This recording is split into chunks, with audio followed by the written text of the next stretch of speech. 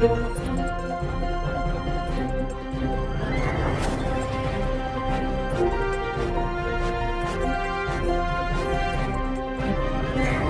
જોઈ રહ્યા છો પ્રજાના પ્રશ્નોને વાચા આપતું મિસ્ટર ગુજરાત ન્યૂઝ। નમસ્કાર। સાવરકુંડલામાં ગેરકાયદેસર રેતી ખનન સામે મામલતદારની કડક કાર્યવાહી। જૂના સાવર ગામેથી રેતી ભરેલું ડમ્પર ઝડપાયું। સાવરકુંડલા, અમરેલી જિલ્લાના સાવરકુંડલા તાલુકામાં ગેરકાયદેસર ખનન અને ખનીજ ચોરી સામે વહીવટી તંત્ર સતત સક્રિય બન્યું છે। તે જ અનુસંધાને સાવરકુંડલા મામલતદાર કચેરી દ્વારા હાથ ધરાયેલી ખાસ કાર્યવાહીમાં જૂના સાવર ગામ વિસ્તારમાંથી ગેરકાયદેસર રીતે રેતીનું પરિવહન કરી રહેલું એક ડમ્પર ઝડપી પાડવામાં આવ્યું હતું। મળતી માહિતી અનુસાર ડમ્પરમાં જરૂરી પરવાનગી વગર નદીની રેતીનું પરિવહન કરવામાં આવી રહ્યું હોવાની બાતમીના આધારે મામલતદારની ટીમે તાત્કાલિક સ્થળ પર પહોંચી કાર્યવાહી હાથ ધરી હતી। તપાસ દરમિયાન ડમ્પરમાં રેતી ભરેલી હોવાનું સામે આવતા વાહનને કબજે લેવામાં આવ્યું હતું અને સંબંધિત નિયમો મુજબ આગળની કાયદેસરની કાર્યવાહી શરૂ કરવામાં આવી છે। આ કાર્યવાહીથી ગેરકાયદેસર રેતી ખનન અને પરિવહન કરતા તત્વોમાં ભારે ચકચાર મચી ગઈ છે।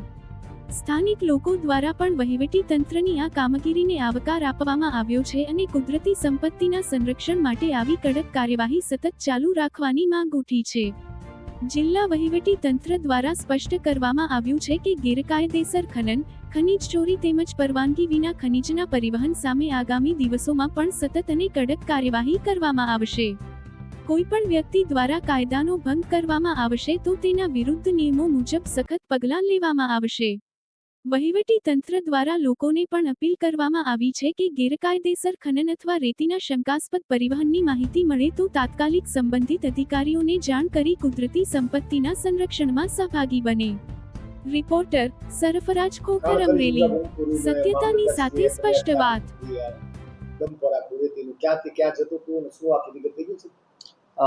માનનીય કલેક્ટર સાહેબ વિકલ ભાદરા સાહેબના માર્ગદર્શન હેઠળ આજે સાવરકુંડલા તાલુકામાં જૂના સાવર વિસ્તારની આસપાસ અમારા ફેરની સમય દરમિયાન એક આ રેતી ભરેલું બિન અધિકૃત ડમ્પર જે હતું, જેની પાસે રોયલ્ટી પાસ નહોતો, એ ડમ્પરની જપ્તી કરવામાં આવી છે। અંદાજિત 20 ટન જેટલું માલ ભરેલું ડમ્પર જપ્ત કરીને સાવરકુંડલા મામલતદાર કચેરી ખાતે લાવવામાં આવેલું છે।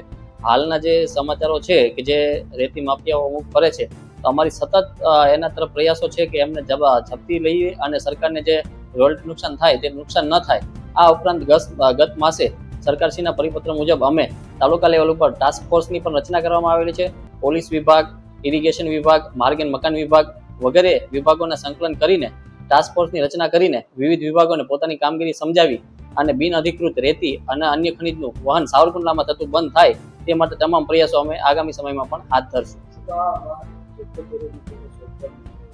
આ વાહનની જપ્તી કર્યા બાદ વાહનનો કબજો પોલીસ સ્ટેશનને સોંપવામાં આવશે અને વાહનના આગળની કાર્યવાહી અને નિયમો અનુસાર દંડાત્મક કાર્યવાહી માટે ખાણ ખનીજને અમે રિપોર્ટ કરશું।